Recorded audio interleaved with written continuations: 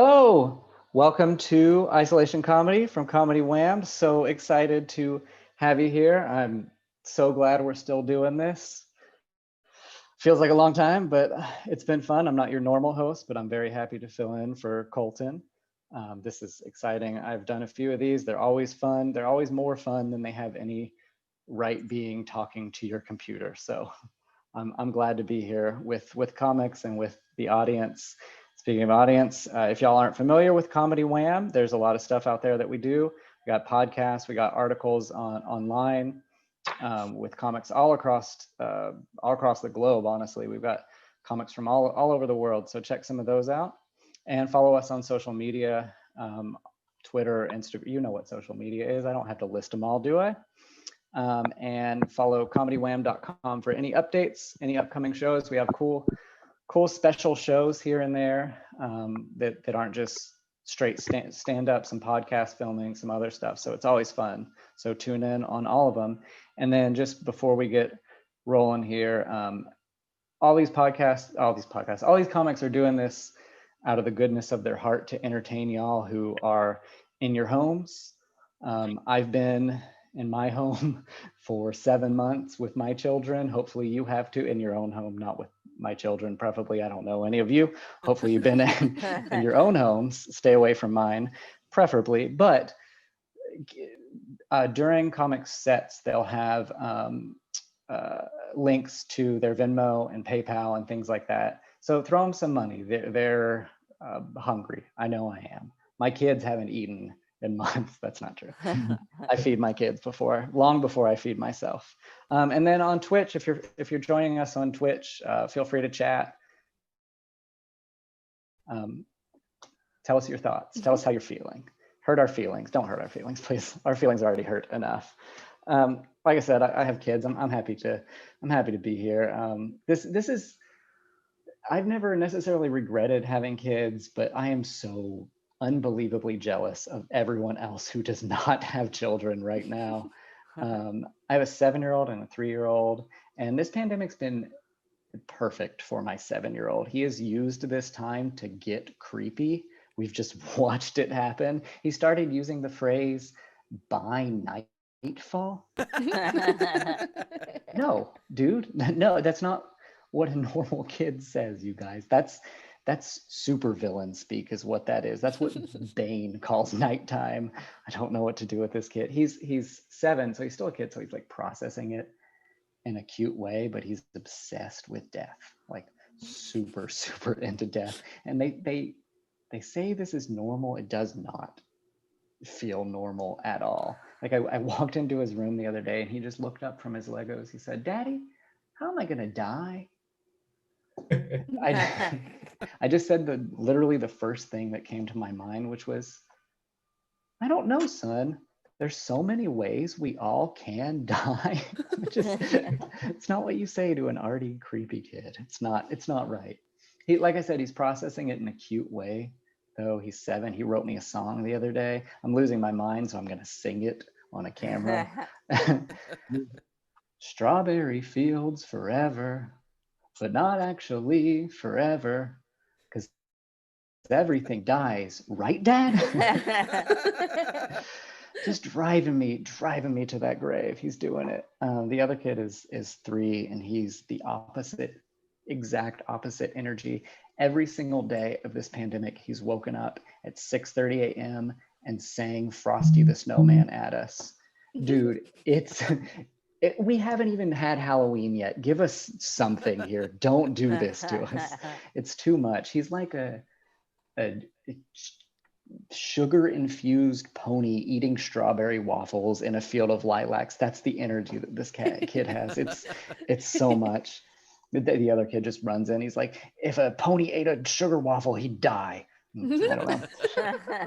I am cool with the goth kid though. Like that's the one that I identify with, of course. That's my dude. Like I get that. Like he's gonna get sad in a few years. That's cool. He's gonna tell me he's an artist. I can raise that kid. I pretend telling jokes about him is art. So I'm there with him. It's cool. He's a smart kid though. He's really smart. He's 7 and he could read in Japanese. I mean, mom is Japanese American. It's not like he was bored of English already or something. I walked up to him the other day. I was like, "Oh, buddy, what's that book you're looking at?" Closed it.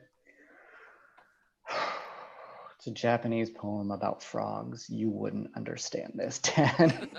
Just walked away. He's right. I don't understand him. He's too much. He's too much. Guys, I am ready to get this show started. Are y'all feeling good? Other comics, y'all excited? Let's get some claps in here. Yeah. Some microphones are on. We're excited. This is gonna be fun. I'm happy to hang out. This first comic is great. He was the Malcolm Hardee Award winner last year in 2019. He's the president of Laughter Republic, and this is his second time on a show. I want y'all to give a big, warm welcome to President Obonjo. Woo!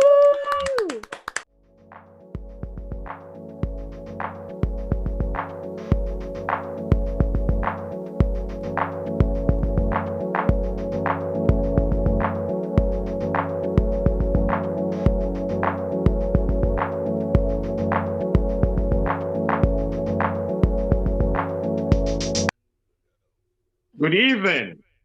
I am very, very happy to address the American audience. But let me start by saying I feel a bit offended because the MC who introduced me did not follow the protocol. He didn't even say His Excellency, the President of Laughter Republic. He just called me, he's a comedian. I am not here to do any comedy nonsense. No comedy nonsense for me. I am here to deliver a speech. And I actually have a letter for your 45th president, President Trump. Do you all want to hear it? Yes.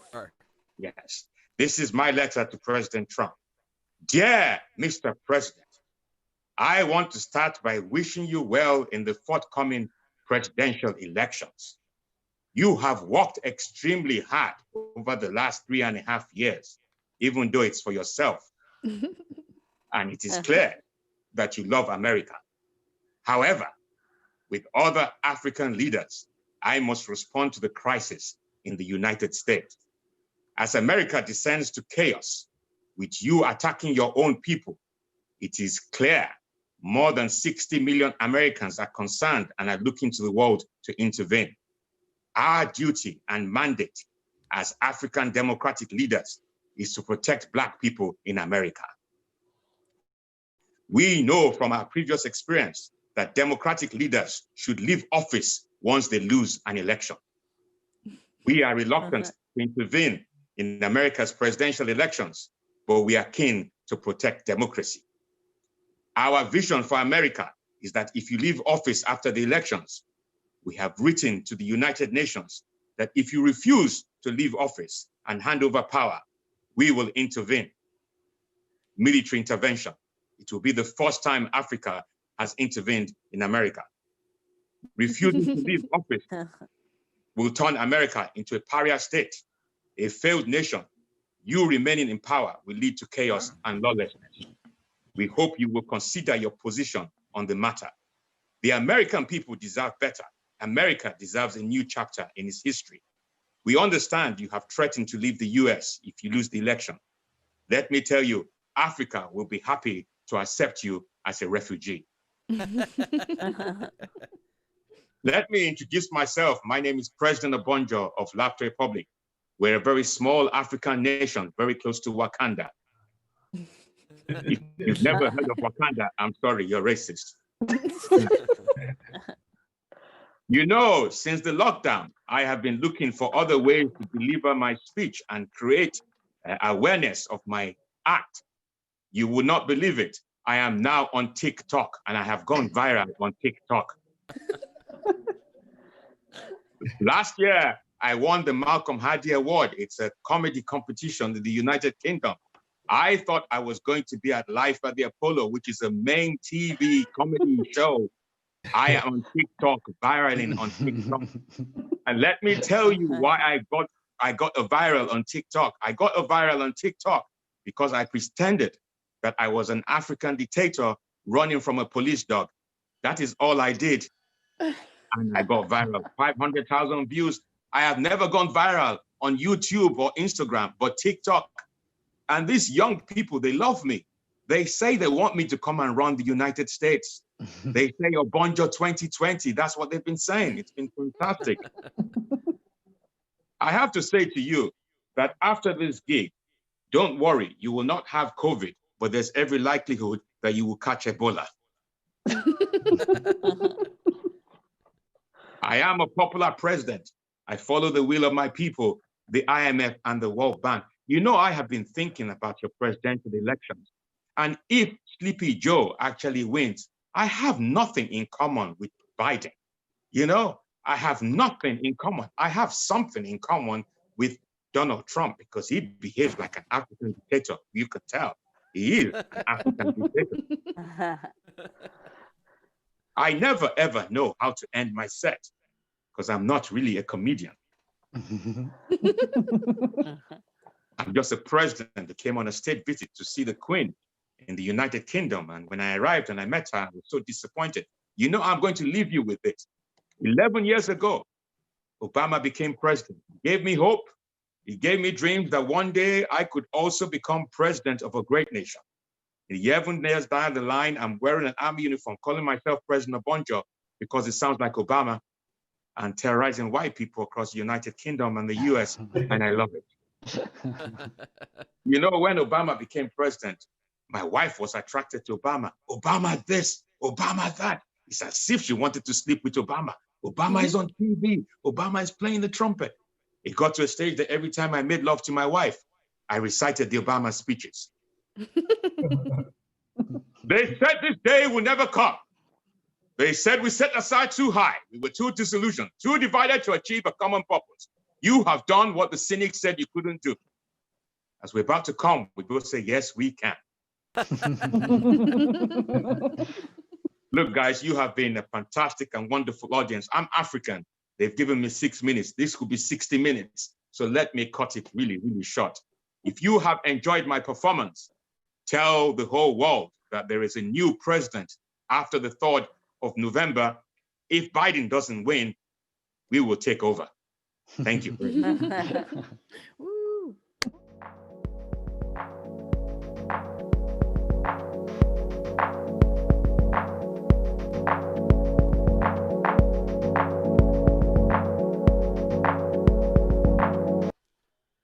President Obanjo, everyone, let him hear it. His Excellency. That was fantastic. That was a lot of fun. I'm glad I got to witness that, definitely.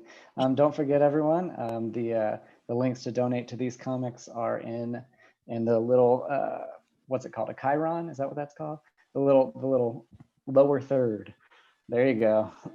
The voice of God just corrected me, thanks. All right, cool. This next comic is one of my favorites. She is also from Austin, like I am, even though I'm just from my house currently, just like everyone else is. This next comic, she's been all over Austin. I've seen her everywhere. She's great. You can check out her podcast after this called Burnt Orange Juice. Let's give it up right now for the fabulous Sarah Klein. Woo!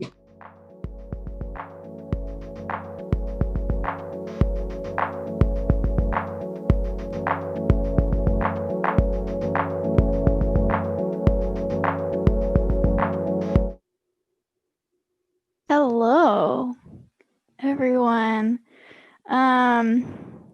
So I was talking to this guy that I've been sleeping with, and we were talking about our kinks, and he asked me, where do you stand on anal sex? I was like, usually behind. And then I pulled out my strap on, and I fucked him. Was a good time. Relatedly, the other day I was having consensual sex. Thank you. And yes, and the guy had major whiskey dick. So I felt like I was in front of one of those motion activated paper towel dispensers. Just like, hello? Do something, dispense something. Finally, I wiped my hands in my pants and I said, fuck it. I love that a drunk man's dick is like a mini version of himself, just like falling all over the place. Pretty entertaining for a minute. You guys, I wish airports had an emotional baggage claim. That way, when they lose my luggage, I'm actually pretty psyched about it. Like, what's that? You lost my daddy issues? That's all right with me. I was on the bus the other day, and the guy next to me sneezed. So I said, "Bless you." Only then I realized it wasn't a sneeze. It was a cough. So I was like, oh shit. I need to revoke this blessing. Like he did nothing to deserve that. Only I don't know how to take back a blessing once it's been spoken into the air. So I just told him to go to hell.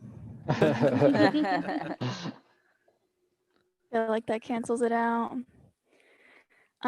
You guys, I love that we're always sending people into children's hospitals dressed up as superheroes. Like, whose idea was that? Like, let's take a group of kids with limited abilities and then bring in a bunch of dudes with superhuman abilities just to rub their sad little faces in it. Like, hey, buddy, you can't walk. Here's a dude who can fucking fly. Does that make you feel better? No, my boyfriend actually volunteers at one of those kids' hospitals. He originally wanted to go dressed as Iron Man. I made him go as Iron Deficiency Man to give him something that they can relate to. Have no fear, Iron Deficiency Man is here, and he's ready to sit down. My favorite superhero. You guys, I think that the most overlooked luxury in life is a detachable shower head. Ladies. It's actually not a masturbation joke. I don't have high enough water pressure. And I have buzzed all the feeling out of there. It's gone. But for washing, though, I don't know if you guys have ever tried to wash with a shower head that doesn't detach, but you just have to like angle that shower head down, tilt your hips up, maybe get a leg up, and just like swat the water up there. Maybe do this like cat paw motion in the water. It's not very efficient.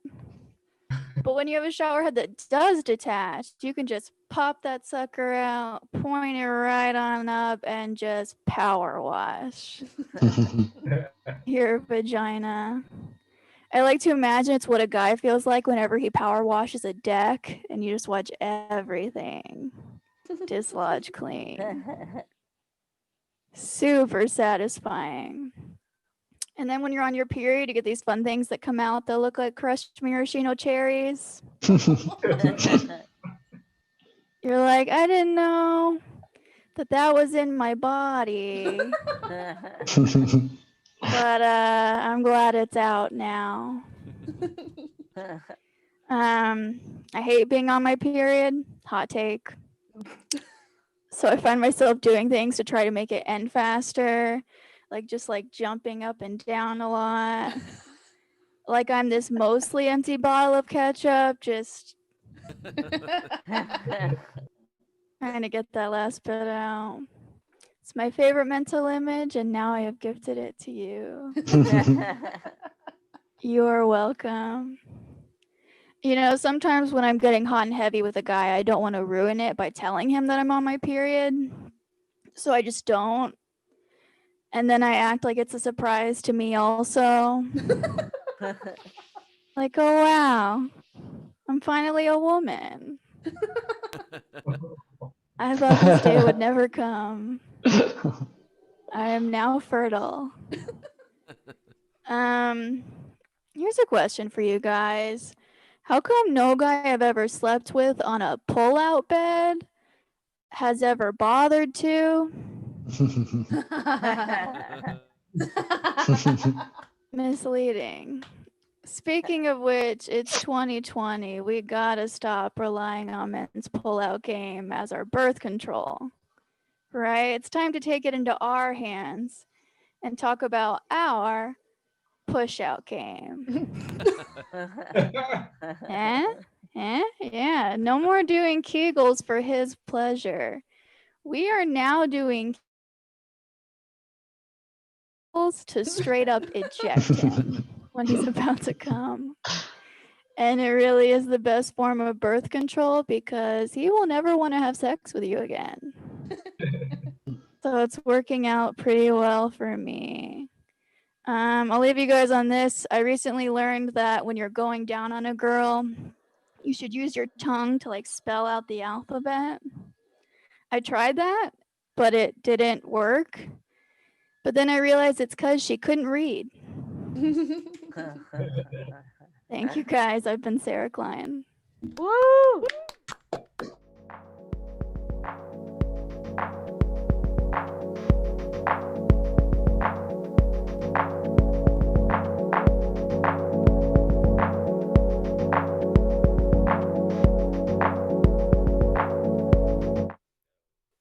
Sarah Klein, everyone. I don't know if y'all can hear in the background. Woo! Currently, one of my children is screaming at me. So, man, if my wife had known about that push-out game, we would have been okay several years ago. If only she would have heard your jokes 7 years ago.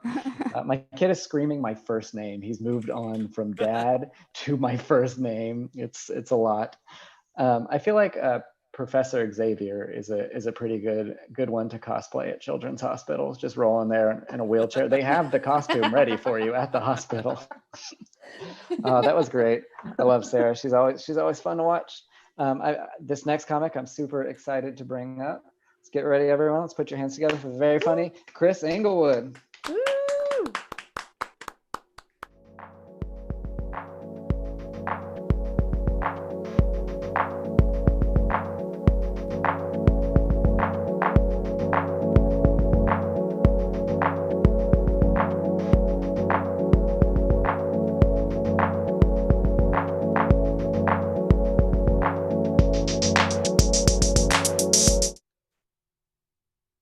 Hey, how's it going, everybody?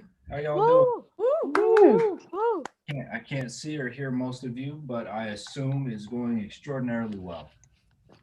Everybody, social distancing, masks in place, masked sex. Yeah, no. CDC recommends masked sex, just if you haven't heard recently. You know, CDC also recommends you hit it from the back. You feel me? Because of COVID-19 particles, you don't want to get it in anybody's face, back and stuff like that.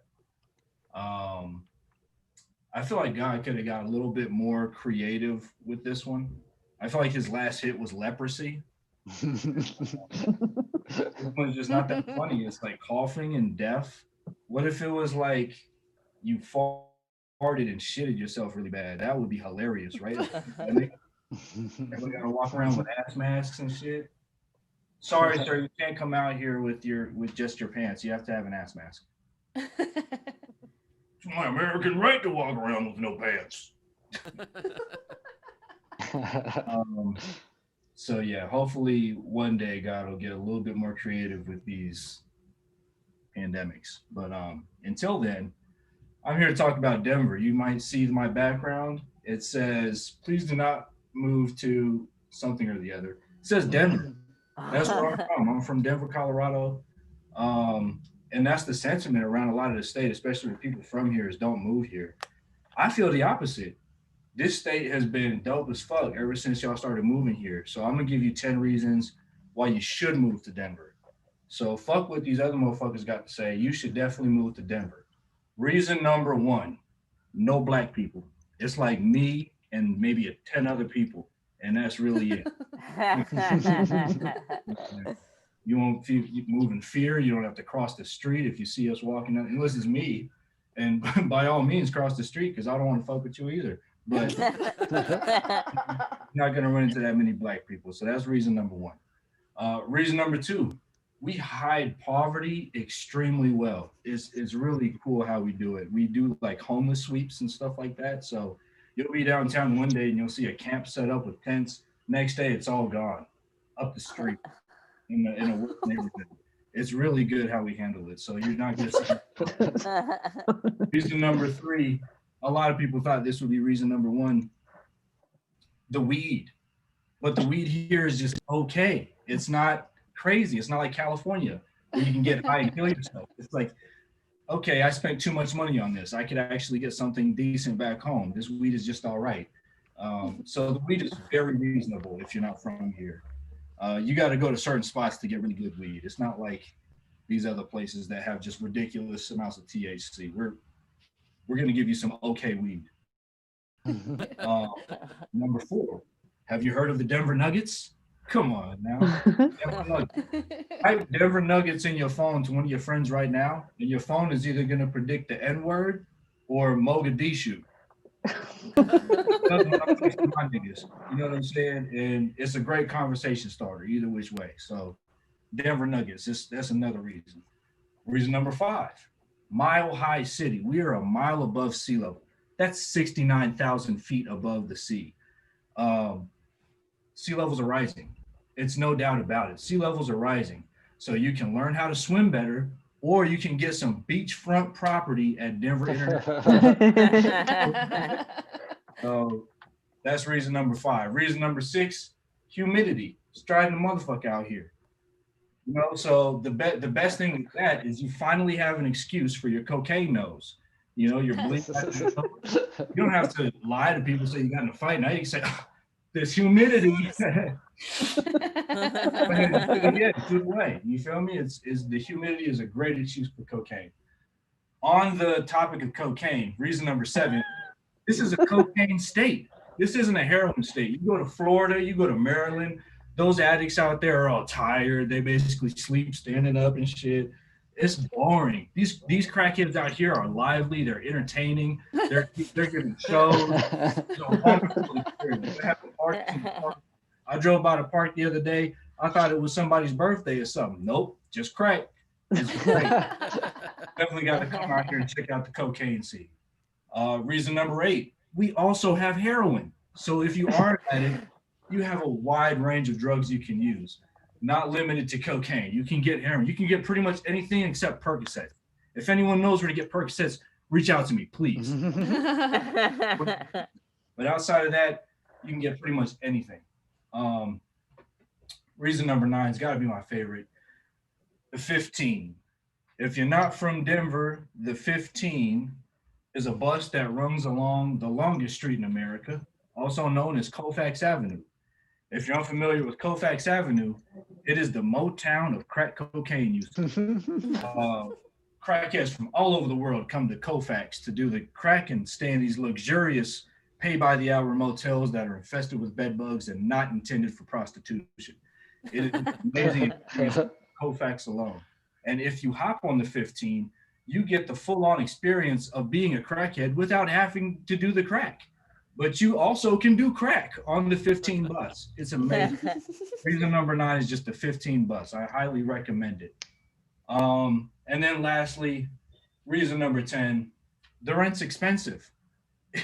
Some people think of that as a bad thing. It's a great thing. It pushes all the poor people to Aurora and Lakewood and all these other low growth. You're going to pay top dollar for these houses in Denver, and you're not going to see much poverty. The only reason you go to Aurora or Lakewood is to see a person of color like myself. And trust me, you're not going to want to do that. So those are the top 10 reasons to move to Denver. Hope y'all are staying safe. Hope everybody's having a good weekend. I'm Chris Inglewood. Y'all have a good night. Woo!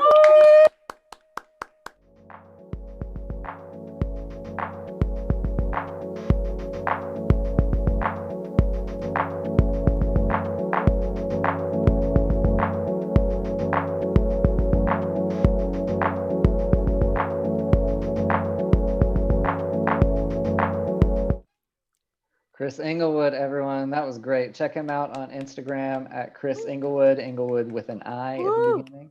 He was fantastic. You know, he was talking, and I am convinced everyone please go ahead and move to Denver. Everyone who had Austin in their plans, just go ahead and shift that plane ticket over to Denver. I'd be totally fine with that. There's so many more drugs there. It sounds like no Percocet though. We have that in Austin. If y'all, we can maybe do an exchange program for the heroin to Percocet. I don't know what the ratio would be, but I'm sure we could work it out as long as we could get more people out of Austin.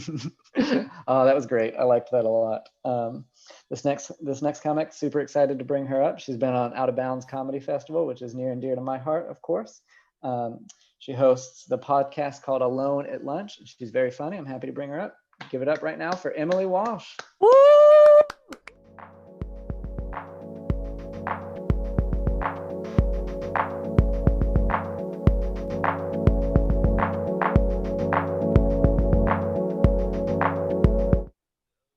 Hello. Hi, everyone that I can't hear, that I hope is there. I'm excited to be here. Obviously, I got really dressed up for this. They say that you should dress for the job that you want, and I want to be your dad. So that's what this is about. I don't know if you guys have. Well, first of all, actually, let's start. Do you guys remember outfits? They're clothes that you wear that have buttons, and you put them on so that hopefully someone will have sex with you. That's what an outfit is. I don't know if you've picked one out in a while. When I get dressed in the morning on a day where I go out, I'm always trying to look like a rude barista. I don't know if that's relatable, but I feel like I always land somewhere a lot closer to the saddest girl at a tech startup. You know, she eats lunch alone. She throws a lot of themed birthday parties. You guys are allowed to laugh. I wrote that joke and I bought these glasses. I know what I look like. Know what we're dealing with. 2020 is a weird time. I never thought I would be doing a show on a platform I had never heard of to stream to another platform I had never heard of. But I am. I really thought 2020 was going to be my year, you guys. I was putting some stuff on some vision boards. I thought I was going to get a second belt this year. I did. But still just the one. And I don't wear pants that require a belt. So, you know, I'm doing great. I do live in New York City. I've been here the whole time. And I don't know if this is happening where everybody lives, but I'm really tired of people calling it quarantine. I don't know if your friends are still saying quarantine, but like I have friends that are like, oh yeah, I'm just going to this like quick quarantine barbecue, like socially distanced, totally safe. It's going to be like 15 people. And then we're doing like a really fun quarantine park hang. And that's just like 10 different other people. And then just like Quar Bar, quick drink at the Quar Bar, like going out. And it's, which is like fine, go out, but also I feel like the new thing is as long as you say socially distanced at the end of the sentence, you could say do whatever you want. Like you could just like, oh yeah, just gonna go out, maybe murder some drifters, socially distanced. I'm gonna do it with a bow and arrow. Fine. Like but people just keep saying quarantine, and I'm really tired of that. I feel like we need a new word. We are not in a state of quarantine. So I've been using misery. I'm in a state of misery. I don't know if that's I don't know if you guys, what are your big second wave plans? I think I'm going to get into fondue. I think that's what this fall. That's my big thing. I am back at my day job, and that's weird because I didn't work for 5 months, and but it's totally safe, you guys. It's really, really safe. They're taking every precaution they can. Every day I show up to work and I get to the front gate and a man asks me if I have COVID-19, and then I no. And then he gives me a bracelet. So I feel like I feel so safe. In all reality, I'm getting tested every week to make television, and my friend who teaches 7th graders hasn't been tested once. So America. That's fun, but I should be back at my day job. I don't deserve any more time off. I was not using it wisely, you guys. I at the very beginning of all this in March, I taught myself how to do stop motion animation, and I forgot. I can't do it anymore. I literally can do it. I did do it. I don't think I can anymore. I was on a podcast the last week of my unemployment. I was on a podcast because that's the other thing that comics do now. We shout in parks, we yell at our computer, and we do podcasts. And they asked me, they said, hey, can you watch the pilot episode, just the pilot episode of a little show called One Tree Hill? And I said, sure, they got the time. You guys, I watched all 9 seasons of One Tree Hill. Yeah, all 9 seasons. There are 5 different kidnapping storylines on that show, and it's a show about a basketball team. Like it's not a good show. So that's how my quarantine's going. It's been a weird time. I don't know. So every state experienced it differently, but we kind of, as a country, we had that first 2 weeks. Do you guys remember, first of all, when this was going to be 2 weeks? I was kind of excited. I was going to like eat soup and finally watch The Wire. Like that was my big plan. But before in New York City, de Blasio, our mayor, literally said, he said, go out to the bars this weekend. They're going to need you. He's never going to like admit to having said that, but he did. I didn't go out to a bar, but do you guys want to know the last thing that I did before quarantine? I can't hear you, so I'm gonna assume you said yes. I got engaged. Thank you. Thank you for clapping. That's the only reason comics get married. Is audiences of people to clap. We're already divorced. That's not true, but it could be. And you believed me because it could be. We got engaged. We thought it'd be 2 weeks, and then we stared at each other's faces for 6 months. He's great, though. He's great. And that's the moment where most of you learned I'm marrying a man. You can be straight and look like this. I was born this way. I don't know what to tell you. I'm not a lesbian, but I know I'd be a really good one because you guys laughed at that show. That's how I know. I'm not gay, but people have been calling me gay since about 15. And it doesn't bother me, but I do try to figure out why. And I'm not sure if it's because my voice is a little bit deeper or because I think this is a good outfit or because I own enough hammers to have a favorite one. Just something about me. But yeah, we're planning our wedding, and wedding planning is weird right now in general, partially because I don't know if you guys have friends, but no one called me during this time to be like, man, my relationship getting stronger every day. So glad I'm married. Definitely picked the right person. So that I have to answer those phone calls and be like, what about a food truck? Is that fun?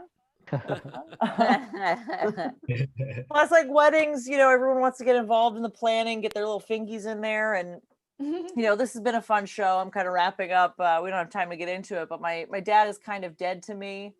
Actually, he's dead to you guys too. He's dead. So I'm gonna have to father the bride myself, just sit in front of a mirror and be like, I'm really sorry, sweetie, we can't afford all of that. I really just wanted to end on a dead dad joke because it never works out, but I love you guys. You're all great. I'm Emily Walsh. Have a good night.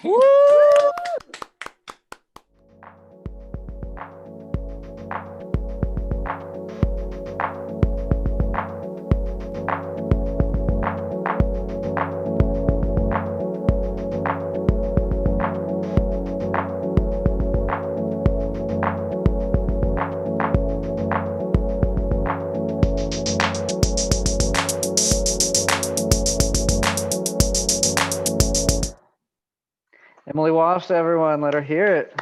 That was so good.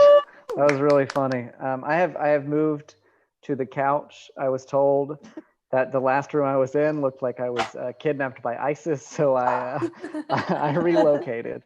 I don't know why y'all didn't like the aesthetic of a bright white tiny room that I was in.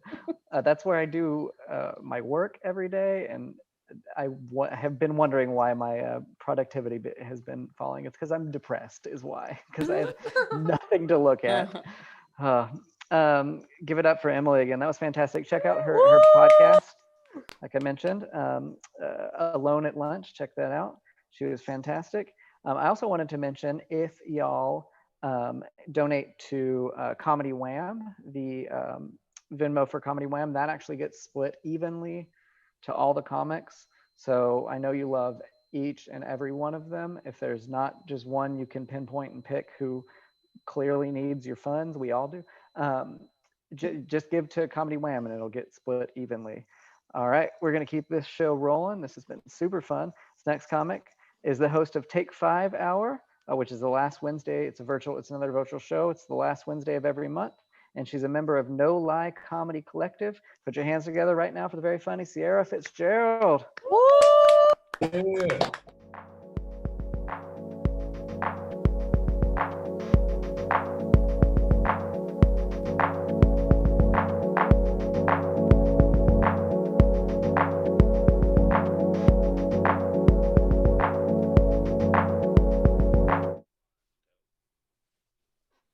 Yes. Oh, that's super bright.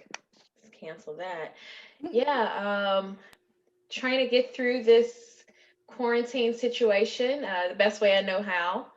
I've started keeping a regular schedule, which is very important. Every afternoon at 2 p.m., I cry.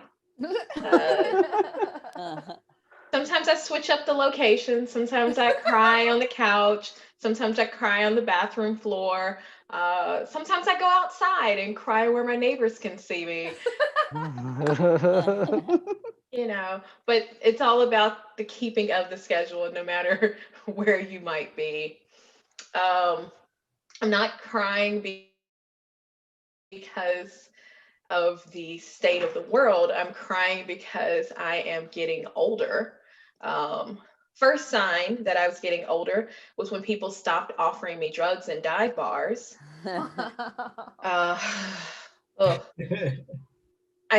knew I was older because I finally hit a point in my life where I could just casually stroll through a Target. I was in a Target once and I saw like some college kids shopping without an adult to pay for everything. And I was like, wait a minute. You don't go shopping at Target with your own money. God, I didn't do that until, well, like 6 months ago. But that's not the point. The point is, it was a very jarring moment. Currently, the most exciting thing going on in my life is I have a dog. She's a mixed breed. She's half corgi and half like total piece of shit. I love her though. She's super, super sweet, except not. I know that if I end up dead, she did it. Like, I once caught her with a knife in her mouth. Tell the right podcast to cover my episode. God, if a podcast doesn't cover your death, did you even really die? I am a mom. But I'm a veteran mom. My kid is going to be 22 next month.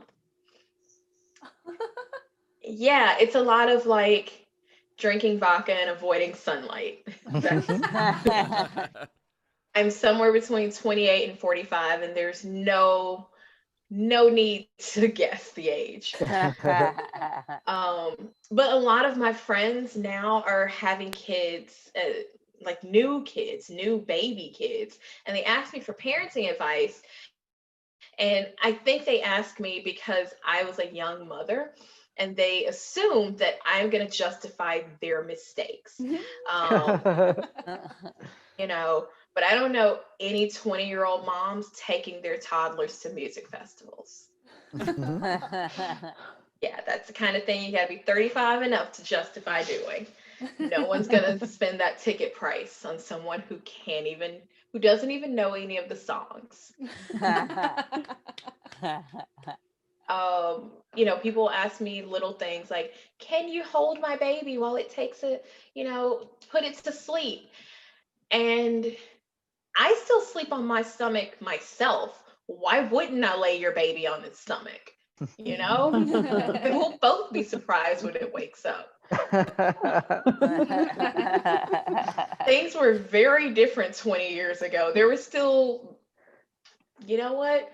There are harmful chemicals in bottles. Let's not. Please don't hand me your child. People ask me things about like learning and when their kids were starting school and how hard things were. And I feel like I can be really close with you guys. thought he was Mexican until he was 6. So learning his ABCs and 1, 2, 3s were the least of our problems. It was pretty crazy. Like, he wasn't as dark as me, but he also knew he wasn't white, and he was pretty sure he belonged to the family next door. You laugh, but try explaining it to any stranger when your child is like, I just want to go home and this lady keeps me in her house.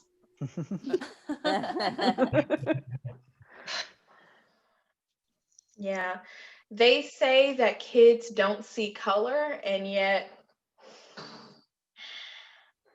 I got mistaken for a kidnapper for 2 years of my life.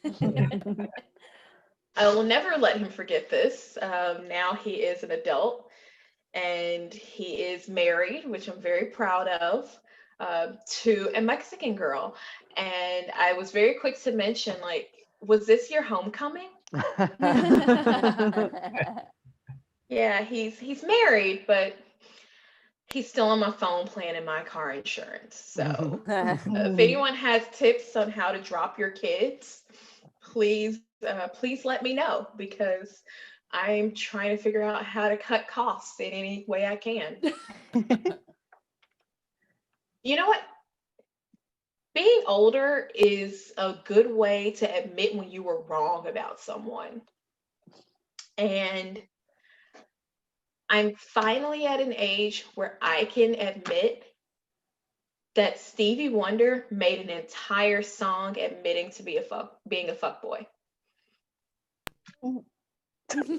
Like, Stevie Wonder wrote an entire track about cheating on his girlfriend. And if you've never heard it, it's Part-Time Lover.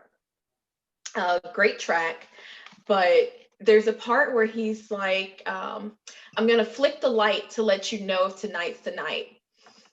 And I never want to get to a point in my life where I have a partner who's blind, but also thinking I won't notice that he's turning the lights on and off.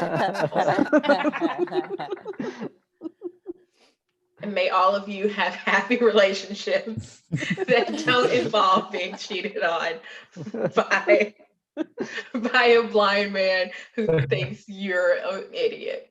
Thank you guys. Have a great night.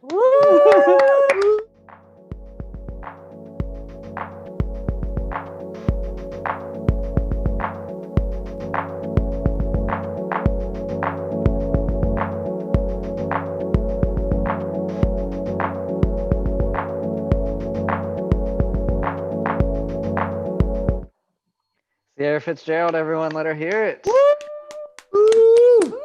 Yeah. That was fun. When she was talking about having an older kid, I was like, oh, great. Maybe I'm going to glean some advice from this with my young kids. And she was like, he's still on my phone plan. I was like, God damn it, I'm screwed my entire life, aren't I? That's my future, is just paying for things nonstop. Cool. This has been fun. I screwed up earlier. I said give to the Comedy Wham Venmo. They don't have a Venmo. We don't have a Venmo. What I meant to say was PayPal. Give to the Comedy Wham PayPal, please. I'm immediately fired from hosting. So this was a good run. I had a good first time. Valerie told me I make one mistake and I'm out.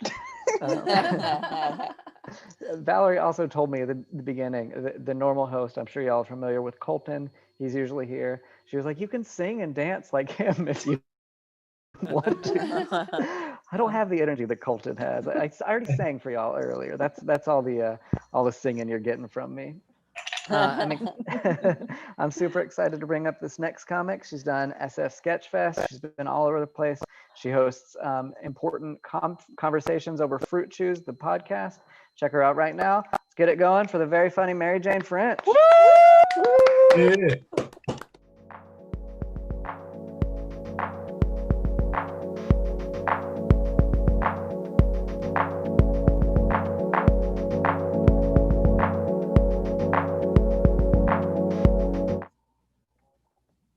Hello, everyone. How do you do this fine evening?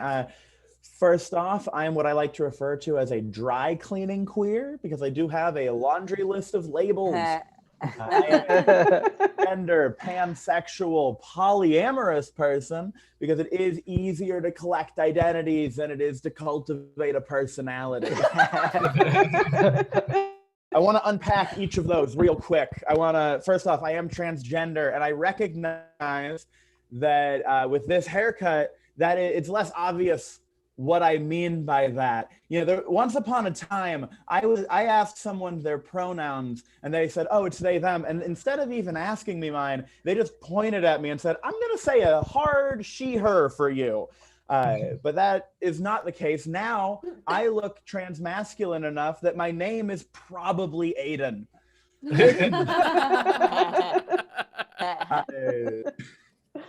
Which is really, this is my way of telling cisgender people, I am lapping you. I recommend you catch up.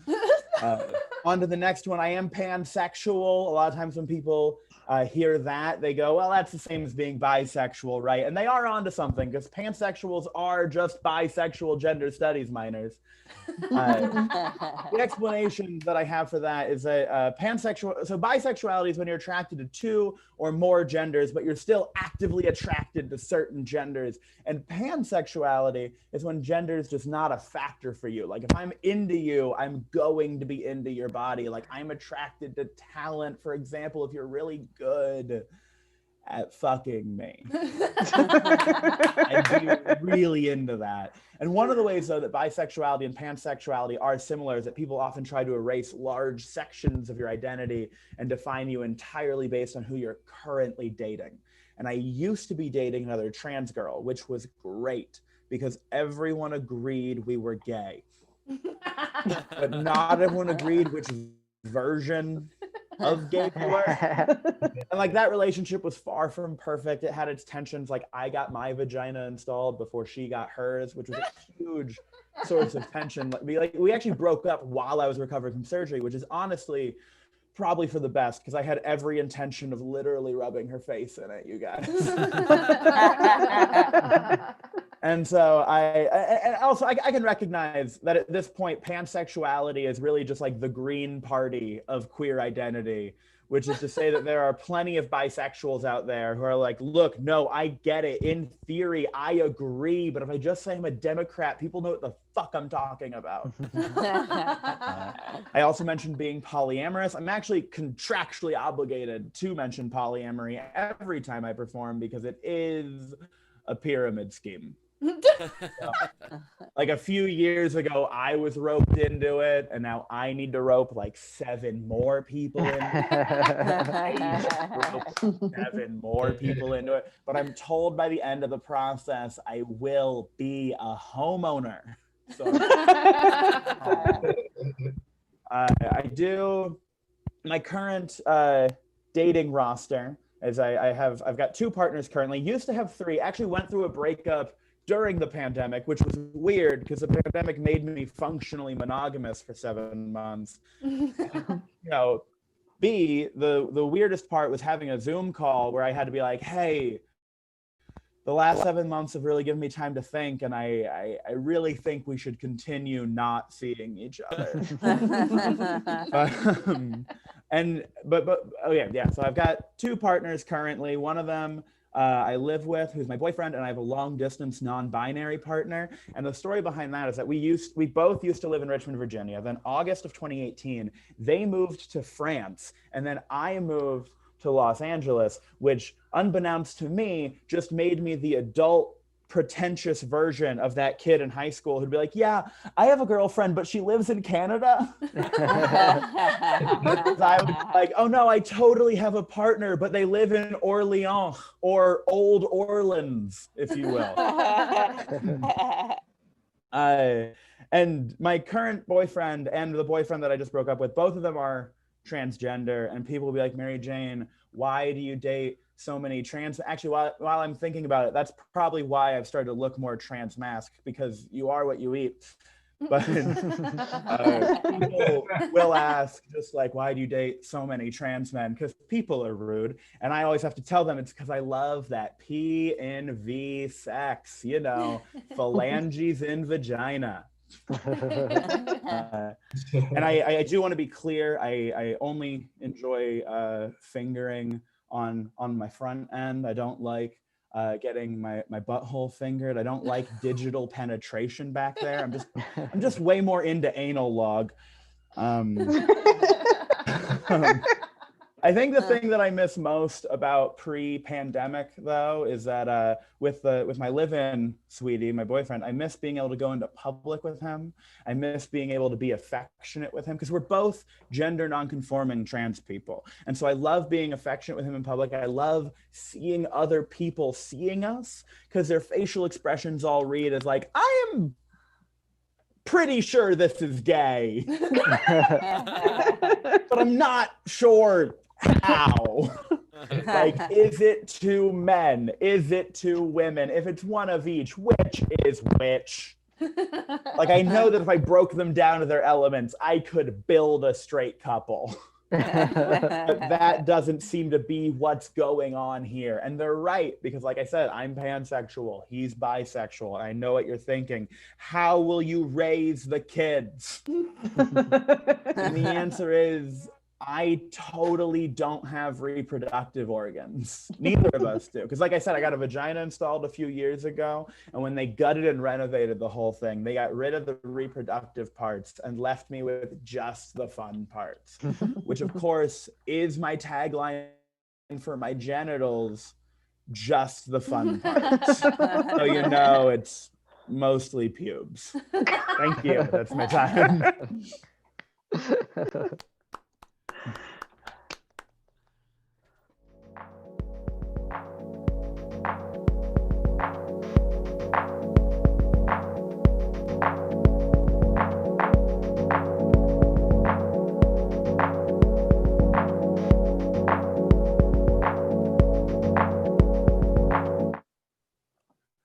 Mary Jane French, everyone. That was so fun. I love that. Oh, that was so funny. Cool. Check out her podcast. Like I said, important conversations over fruit chews. Good stuff there. We're gonna keep the show right on rolling. Excited to bring up this next comic.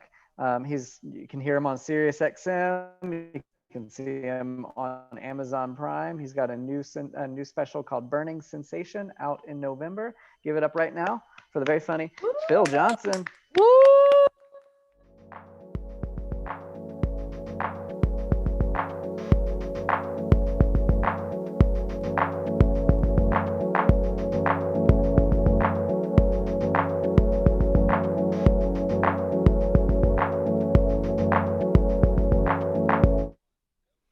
All right, and here we go. I always love doing these shows because it feels like talking to the entire world and nobody at the same time. It's just so much fun. I have been doing a lot of time this year thinking about last year when we were able to go places. My girlfriend and I, last year we took a trip to Italy. And we chose Italy because we were like, well, how can we walk 10 or 12 miles a day and still gain weight? And Italy was like, I'm your Huckleberry. Because it turns out you can walk and eat gelato at the same time, we found out. And so before we left, I was trying to lose some weight to gain back during the trip. And, you know, like most people on a treadmill are like, I look good, I feel good. And I was on there next to them going, when we get back, I'm going to look terrible and feel worse. Yeah. And so I was using this food diary app to keep track of what I was eating. And the problem was it asked for all the measurements in grams. And I was like, ooh, Americans, not good with the metric system. You know, grams are drugs, liters are soda. We're lost after that. We got nothing. Your friend goes, hey, I ran a 5K for charity. Cool. How far is that? I don't know. And so this food diary app really needs to ask for measurements in measurements that Americans understand. All right. A buttload, a shit ton, and hella. That's what we get.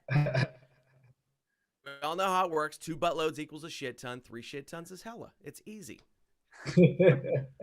How many lentils did you eat? Hella lentils.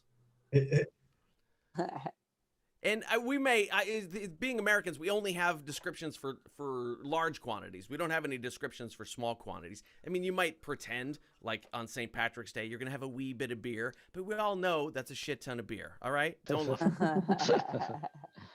But I will tell you this. We white people, we do have words to describe small quantities because sometimes we have to describe small things. We have like a smidge or a skosh. You know, right, white ladies? You might have a smidge of chocolate or a skosh of penis. Just a skosh, just a little bit. Any more than that, and it goes straight to my butt. But you can't imagine Kendrick Lamar asking for a smidge or Gucci Mane asking for a skosh. But Eminem, totally. Drake, maybe. Kanye, if he's off his meds. Kanye's the only person I've ever seen when he's off his meds gets both blacker and whiter at the same time.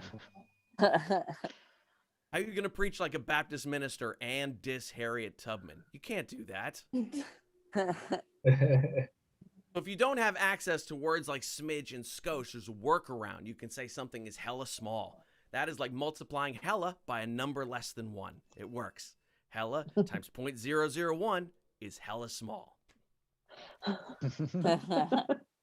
then you'd be able to say things like, damn, that's hella small when referring to, say, your paycheck or small people's brains, or dumb people's brains. Small people, no, small people are smart. I'm small people. That was a Freudian slip. Sorry, that was... Suddenly became heightist there for a second. Or when presented with a skosh of penis, of course. Or as they say in Italian, un piccolo pene. Sounds so much better. Because here's a fun fact about the Italian language. Penne, P-E-N-E, means penis. Penne, P-E-N-N-E, is a tube-shaped pasta. Mm-hmm. Yeah, we should all be very nervous at the fact that the only thing keeping you from ordering a plate of marinara-covered dicks is a silent N.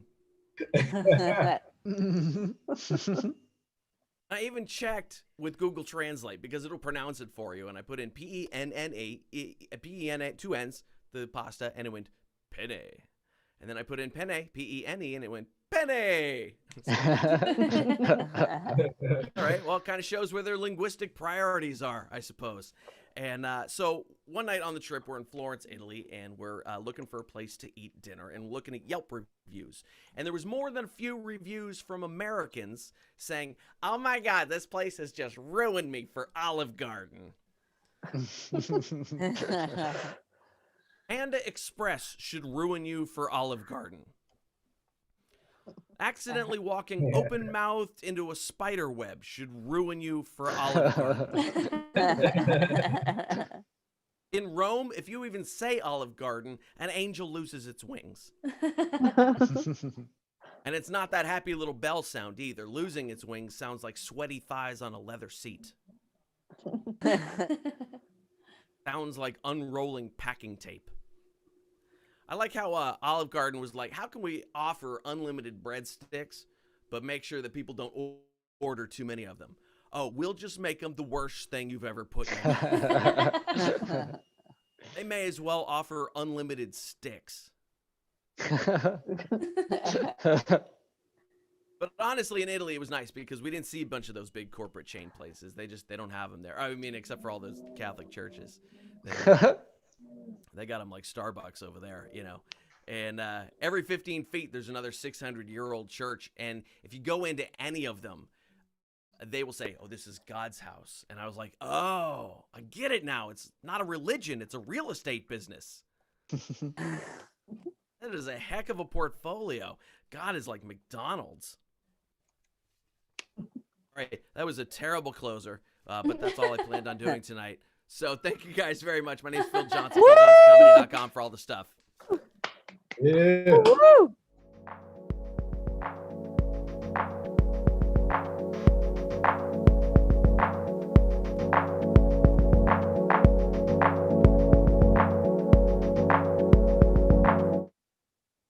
Phil Johnson, everyone, let him hear it. Woo! I got kicked out to the garage, but I also wanted to be in front of my drum set too. It looked really cool. I wanted that background. It looks a little worse because I am clearly out in a garage and he's clearly in somewhere where you could actually play music well, but I wanted to join in. Give it up for Phil one more time and check out his special coming out in November called Burning Sensation. It's going to be good stuff. Woo! Awesome, awesome. And don't forget to donate to the comics, donate to Comedy Wham. Got lots of, I was gonna say lots of needy people. That's not really accurate. We're all doing okay. I'm making us out to be like very sad and hungry, but still kick a few bucks everyone's way. It's really nice. Yes, we are emotionally needy. That is very true. Otherwise, we wouldn't be doing this on our computers. This next comic wrote an IKEA commercial, which is the best credit I've ever seen. Give it up right now for the very funny Lexi Grace. Woo!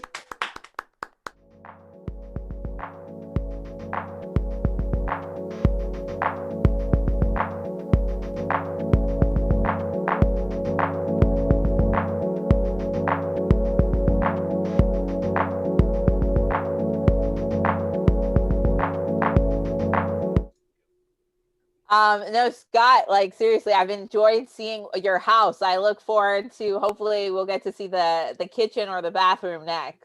I really like how everything's shaping up. Phil, you were talking about endless breadsticks. And I have to say, I just will take anything that's free. Like I'm like, put it in my purse. Like, I remember, I don't particularly like sports, but I remember the first time I went to a Dodger game, I just walked around the area and they were handing out like some little, like it was maybe like an info, like a brochure. It was a brochure. You call it a brochure of like sports players. And I just took 100 of those and I was like, this is free. And they were like, yes. And I put it in my bag and I was like, I'll do something with this paper mache or something. I also have to say, I have to say I've been watching a lot of I wanted to talk about Mary Jane was talking about labels, and I have to say I've been thinking a lot because I've been in quarantine for like a really long time, so I've been thinking about like memories from my past. My mom used to drop me off to hang out with this lesbian couple, and for the longest time, when I say longest, I mean like last year I just realized that they were lesbian and they weren't hiding it. Like they would kiss in front of me. Like they would make out in front of me, but I always thought it was because they were from Puerto Rico, the island. And I was like, my mom doesn't kiss people like that because she's not from Puerto Rico. I was like, they're from Puerto Rico. So that's why. So it's just interesting. And then Sierra was talking about Stevie Wonder. And one time I saw Stevie Wonder at a restaurant. And I thought it was so funny because you can tell that like people are really like desperate for his attention because this man was eating fried chicken, like, and his fingers were greasy. And I saw a woman run up to him and go, Stevie, it's me. And she took his hand from the chicken and put it on her face, and her face was smothered with chicken, and she was like, Stevie, it's me, Stevie. And it was so gross. It was like ridiculous. And it just was, oh, it's crazy. It was. And then Emily was talking about before about she was talking about vision boards. And she was talking about having a belt on a vision board. I actually broke up with the guy because his vision board looked like an Amazon wish list. Like that was like a real thing. Like I was like, you don't need to manifest stocks. You can just buy them, you know? And it was really like, I even talked to him like this week and he was saying like, oh man, I what did he say? He said something and I was like, yeah, that's not how manifesting works, but okay, because he was telling me that he manifested like a McDonald's burger. I was like, no, you just went to the drive-through. That's what you did. I am super positive a person. Maybe I'm a little bit too positive of a person. because I had to personally stop myself from going on online dating websites because I was messaging way too many people, just telling them like, don't worry, you'll find the one. And the thing was that like, I just feel like on dating websites, people like lower their expectations too much. And I'm just like, don't worry, you're going to find that girl that wants to hike. It's just not me. I've also been watching a lot of The Vow. I don't know if you guys have seen The Vow, but it's about this cult, and they got everyone involved in the cult by doing like how to like by what do you call personal like personal improvement workshops. And so it ended up being like this really bad cult. They ended up branding people. But the first episode, they're setting you up on like how they got people in the door. And I was watching it and I was like, well, I feel like someone still needs to teach this because this is a class I would want to take. Like they had like really good stuff of like, this is how you break your habits. And I was like, that is some next level stuff. And I also do think, though, part of me too is like, I'm so glad I'm a good person because I feel like if I wasn't, I would be a cult leader. Like, but like the thing about being a cult leader is I feel like one, it's too much work, like in the beginning process, because like they were talking about it in The Vow about how you have to like sleep deprive people and you have to give people like all these tasks. And like, I don't know if you've ever put together a party, but it's a lot to like get people like activities. And also to like, because like when you're sleep depriving someone, essentially you have to sleep deprive yourself first before you get people that you trust to sleep deprive the other people. So there's like a lot of things that you're like, oh, okay, so they're not getting 8 hours. I'm not getting 8 hours either. And then once you get the cult set up, I feel like then it's like kind of boring because then there's nothing for you really to do, you know, because you have all these people doing your bidding. And like, I feel like in The Vow, you could tell the guy was bored because he started like a volleyball club, and then he started a movie making club, and then he started like all of these specialty clubs. And I'm like, this is a man that has too much time on his hands because he has nothing to do. You know what? I want to say this once. I wasn't going to do this story, but I feel like I got to do it. So, my uncle, he that don't be sad because he was super old. He was like 98, but he died. And we've been talking about how he was a gangster, and he used to think that in his late 90s he would come visit me when I worked at the Apple store, and he used to think it was called the Sugar Bowl, and he thought it was a strip club, and he said, I'll go there and I'm gonna let them know that you have backup. And I was like, you're 98 years old. Like, what are you going to do? He's like, I'm going to make sure they give you your money. I was like, it's okay. I did a W-4. We're all good. Okay. Thank you guys. That's a great my time. Bye.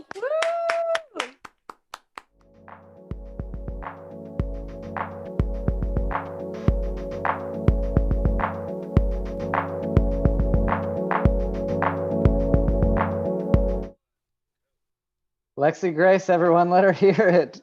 That was really fun. I liked that a lot.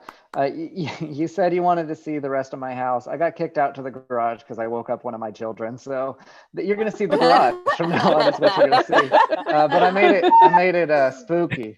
I put a bat up right next to where we keep the paper towels. So you're going to see the inner workings of everything. Really, is what you're going to see. Here's a ghost too. Good, right? Halloween's coming up. This is about all the energy I have for Halloween. Oh, I'm disappointing my kids so much. That's actually not true. I'm making this whole garage into like a spooky garage. I'm really excited about it. All right, let's keep this show rolling. Next up, we have someone back for their second appearance on this show. She's super funny. Get those claps going right now for the very funny Sasha Saka. Woo! Hello.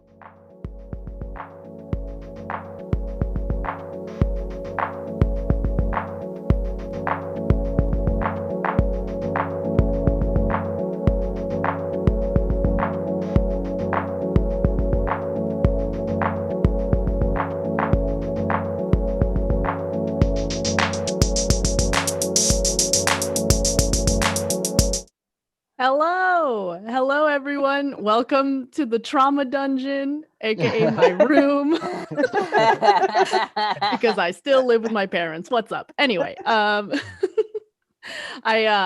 just like everyone else, I have also been quarantining. Okay, I am not one of these irresponsible people going outside and being free or whatever it is they want to call it.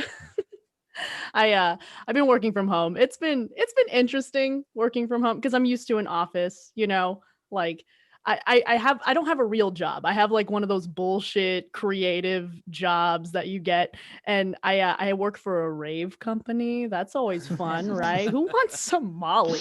Anyway, I work for a rave company, and being a work from home call agent for a rave company is interesting because I get escalated calls, you know, like those people who are looking for the manager, just like really hungry to fuck my day up. You know, those people.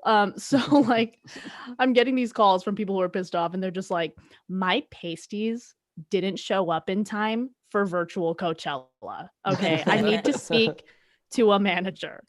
And I'm just like, bitch, my dad's home. Do you want to speak to my dad? My dad. If you wait a little while long, my mom will show up. She makes more money. She might be the supervisor. I don't know how this is going to work out. But just like everybody else in the world, I've been playing Animal Crossing nonstop. Anybody else 5 years old in the Zoom call on Switch? I'm sure all of you motherfuckers on Twitch are playing Animal Crossing. Send me your friend code after this. But animal capitalism has been the funnest thing of this whole quarantine, because if you don't know the game, a lot of it is like that whole pick yourself up by your bootstraps mentality, where it's like if you pick out weeds, then you can sell the weeds and then buy a house. Like that's what Animal Crossing is. But I hate it because it just doesn't mirror real life. You know, it tries to teach you something about capitalism and how it works or whatever. And and I go up. It's like, can you imagine if I got some yard work and I just showed up to a GameStop and I was like, how much can I get for these? You know, like I can't. Probably more than your copy of FIFA, if we're being honest. Like, let's be very real here. You paid $60 for it, we'll give you $6. That's how that works. Thankfully, throughout this whole entire thing, I haven't even used an alarm clock to like wake up in the morning. Because like, who's gonna check me? Like, really? Like, who's checking me? Like, no one is checking up on me while I'm working from home. I truly didn't need an alarm clock, because when your parents fight in the morning, you don't need one. You don't need an alarm clock. You know, they just fight and you wake up. Another day, another domestic dispute. It's all good. Don't worry about it. It's fun. I just depressed everybody in the chat. Everybody now needs to take some Zoloft in the chat. All right. Anyway, I'm half Asian. My mom is the one who's Asian because Jesus loves me. I don't know. No, if you don't know what it's like having an Asian mom, just imagine all the cyberbullying you've seen this year materialize into like this little Asian lady. And then she does your laundry sometimes. Like, that's the vibe at home. And I don't know if this lady loves me or not. Okay. Like, she's calling me fat all the time. It's a problem. She's aggressive and she's efficient. Okay. That's all I can give her. She's aggressive and efficient. But the one thing that's been really sad throughout the quarantine is like all the anti-Asian sentiment going on. You know, like there's a lot of like people coming at me like, why'd you eat the bat? And I'm just like, I'm Filipino. I don't even they don't even like us there. Yeah, it's really sad, you know, because I worry about my mom. I worry about my mom going outside. And like I remember that she goes out to the grocery store and I always have to tell my dad, I'm like, okay, listen up. No matter all the shit she said to you, no matter all the things she's called you, just please protect my mom, because I know that if they go outside and a problem happens, my dad's just going to be like, oh my God, oh, someone please protect my wife. Oh my God. Like, oh, please call the cops. Oh, Jesus, this is bad right now. And my mom's just getting decked in the face. It'll be fun.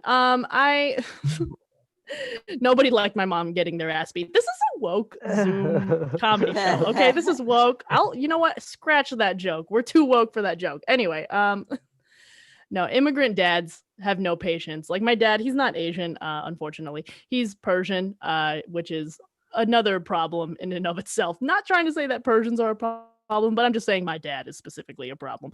Like my dad, when we went out to go take, because just like Sierra, I also have a dumb bitch corgi at home, and I don't want that bitch. So whoever wants one, please let me know. I will FedEx her to you. She's awful. So the way that veterinarians work now is like you have to have this no contact delivery situation happen with your dog, and like it was supposed to be fast. It was supposed to be super fast, in and out. And my dad, it took too long. Like it took like 20 minutes, and my dad was getting pissed off. And I was like, Dad, you can't just like drop this dog off and be like, please heal this beast. Like you can't do that to a dog. So I'm thinking in his like immigrant head, he's just kind of like, this is bullshit. I didn't even want a family. I will have this dog killed. Like that was everything that was going on in my dad's mind. And it's really sad. Like he's a very impatient person, and he's also kind of stupid, just a little bit, just a little dumb. We went out drinking the other night, and I remember it was socially distanced drinking. Okay, it was not fun. We went out and this lady, she comes up to us, the waitress. She's just like, okay, can I see your ID? Which made sense because I look 12. And she was like, she looks over at my dad and she's just like, okay, I'll go get your drinks. And my dad, being super mad, he's like, well, why didn't they ask for my ID? Like, why didn't I get carded? And I'm like, well, maybe because you look like you were there when they barreled this whiskey. So they're just trying to not be rude to you, I think. They're like trying to keep their job. But that's my time, guys. Thank you for joining the call. Woo!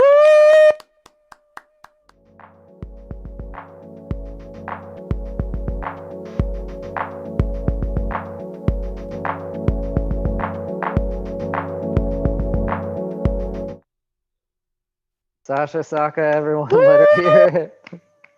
I got let back in my house. We put a white noise machine on the kids, so I'm back. Y'all thought it wouldn't happen, but it happened. This has been a super fun show. I'm really glad I got to host this. I'm really glad I got to wander around my house ridiculously. Y'all have been all amazingly fun comics. For everyone in the chat, for everyone who's watching at home, please don't forget to throw these comics a donation. We've got one more comic coming up. He is a good friend of mine. He's really funny. He used to run a show where he'd force comics to run on a treadmill while they do their set, which was honestly a good time. And he has a radio show on kzsm.org about music and life. And he's very funny. Right now, put your hands together for Gabe Cortez.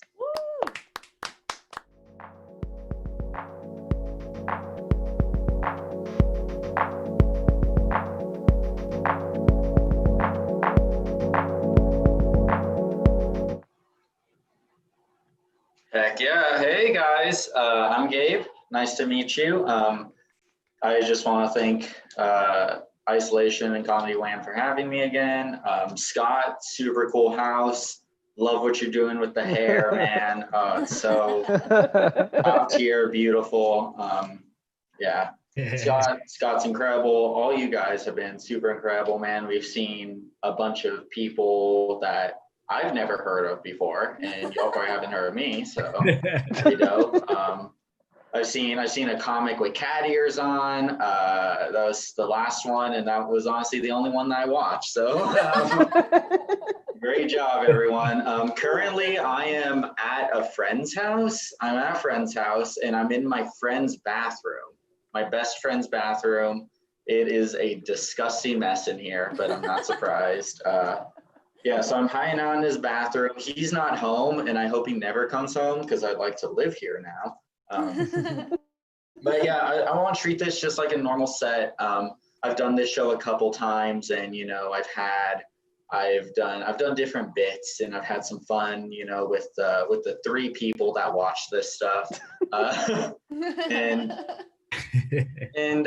I just want to keep it as informal as like live show as possible. So yeah, let's just go ahead and go into these jokes, man. You know, my dick's 2 inches, okay? They some big ass inches, you know what I'm saying? Boom. Yeah. If anyone knows my live sets, if they know that I throw Heinz ketchup at people after a punch lands. Okay, that's what y'all know. Who wants another Heinz ketchup?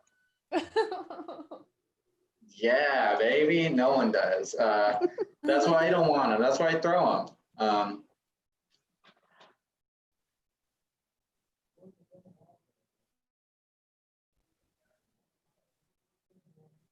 What if I lagged right there? Wouldn't that be so funny? Oh man, dude, my friend's internet poo-poo in the doo-poo, okay? It freaking sucks, dude. I don't know what these apartments are called, but they're in Austin. Austin freaking sucks. Boo. God, man. Austin, more like Leaston, because it freaking sucks, dude. More ketchup. Anyone want some more? You know, there's one thing that I've always said, and it's that I'm a lot like catnip for ladies, okay? Because if ladies lick me enough, they're gonna throw up, okay? Y'all know that's right. Boom. Fuck yeah, that time it was open. It got all over my keyboard. Okay, I was squeezing it way too much. Jesus Christ. I was squeezing it way too much. Dude, let's see if his shower. Oh, the shower's a mess, guys. Oh my God. The shower is a stinky, stinky mess. I don't know. Surprisingly though, I have a girlfriend.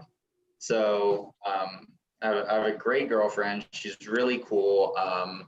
One time, whenever we were about to like make sweet lovin', I told her to get loose, and she did not like that. She went home. Girls don't like to hear "get loose." They like to hear something way hotter, like "mama" or something like that. So yeah, didn't really work out. Yeah, we all know about test tube babies. Am I right?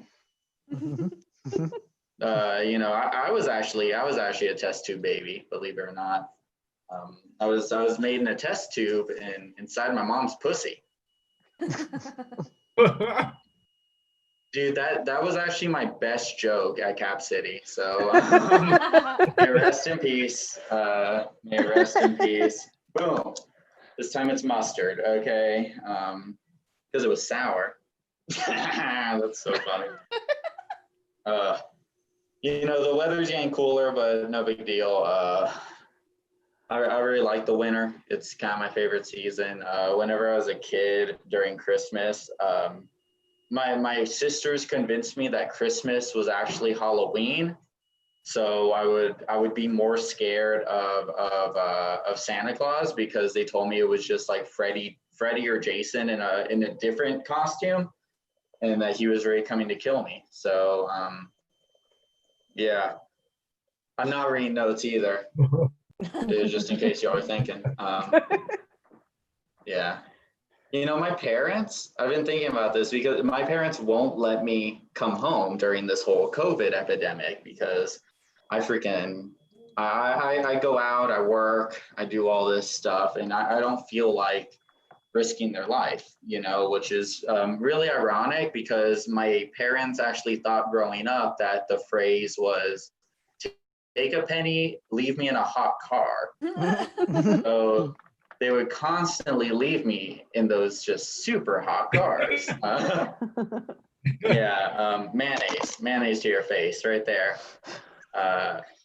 Kind of gross, actually. Now that I'll throw that one away. We don't need mayonnaise. Yeah. Speaking of my parents, my mom is always complaining about how everything's made in China. You know, my mom's always complaining about how everything's made in China. Super conservative lady, super gross. And I was like, Mom, like, why are you so mad that everything's made in China? You made me in the bathroom of a Papacitos, you know? Come on, dude. Get the heck out of here.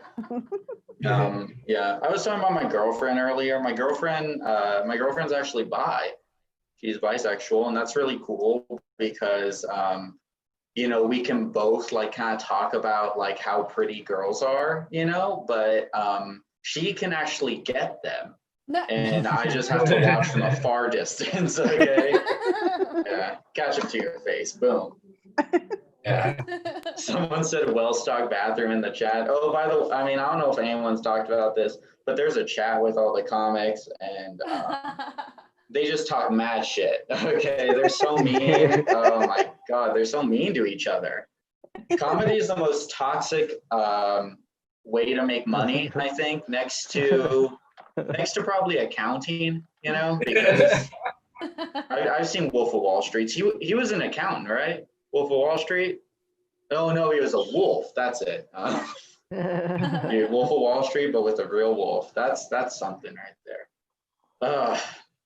Man, but anyway, how's everybody doing? I want to check in on everyone. I want to make sure you guys are stocked up on catch-up.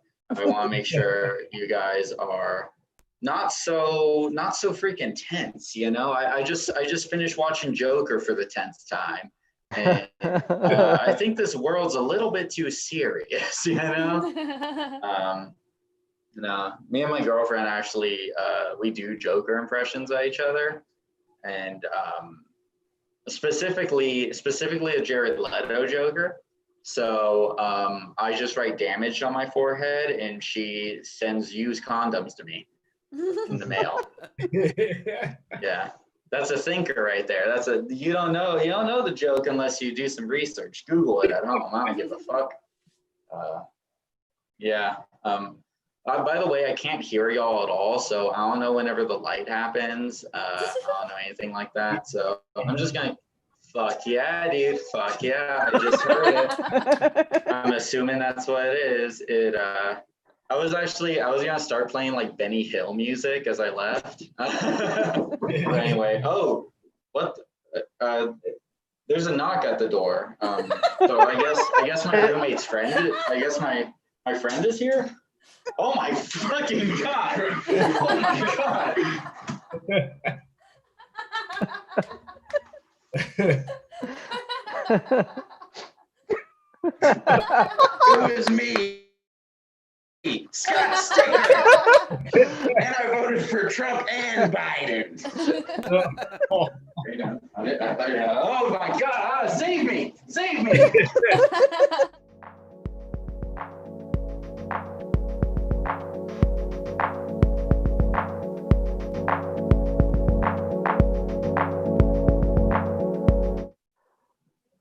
I also voted for Kanye, so I rounded them all out. I wanted to be in the bathroom too. I wish we would have coordinated that so I could have printed out another mask too. That was amazing, and I'm so happy that happened. I can't believe Gabe's gone forever, but it was for a good cause, honestly. Oh, that was good. I loved that. Give it up for Gabe, everyone. He won't ever hear it because he's gone, but. I just turned my house real spooky. I turned off all the lights. I'm walking around for you guys. You wanted the grand tour. All right, that was it. That was our show. That was so much fun. That was such a good time. Give it up for all the comics you saw. Thank you all for being here. This was great. Give it up for Comedy Wham for putting these on. The big team at Comedy Wham, Valerie and Richard, and everyone running the chat, Laura over there running everything. This is, I mean, it's a good production. It's a big production. It's fantastic. I'm talking like Trump now for some reason. Jesus Christ. The music was by Drone Rivers, which is a good friend of mine as well. Check out them on Bandcamp. And if you had fun, tell your friends about the show. Come back sometime. Our next show is actually Friday, November 13th. Ooh, Friday the 13th. Real spooky. Showcases are on the second and fourth Fridays of every month. And also, if you have an experimental comedy show idea, something fun you want to throw together, contact Comedy Wham and throw it in there. They're cooking up incubation comedy on the first and third Fridays of every month. There's an opening actually on November 6th. So if you have something kooky and crazy and fun, if you want to kidnap more people on camera somehow, just put a show together about that. Please use my mask, though. I am narcissistic. This was so much fun. Come back sometime. Follow us, Comedy Wham, on all the social media things, and